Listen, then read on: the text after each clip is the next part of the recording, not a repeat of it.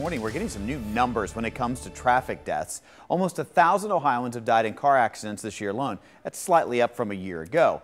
But Not on Your Side's Allie Kramer has learned that truckers are often involved in crashes but aren't typically at fault. Allie?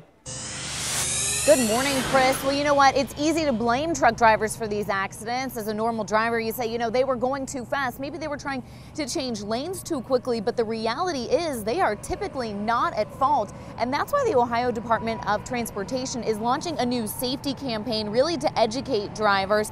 You may notice some of the new overhead signs as you're driving to work this morning. They now read, "Cutting off trucks can cut life short." There have been 8,300 semi-involved crashes in Ohio just this year alone. And again, those new numbers just coming out show the reality of how dangerous our interstates can be. Now, ODOT experts say when it comes to fatal crashes involving semis, these are fatal crashes, the semi driver is only responsible 10 to 15% of the time. That means ordinary drivers are at fault 85 to 90% of the time. And you can imagine how drivers fare against a tractor trailer.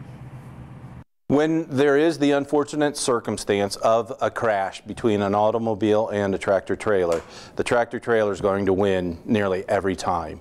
And the big issue for people driving in cars is to make sure they allow for assured clear distance and to be aware that they shouldn't drive in the blind zone of a tractor trailer. Of course, he gave some good tips there, but again, just don't follow too closely. Don't swerve in and out, and don't think that a truck isn't letting you over just because they're being a jerk in the morning.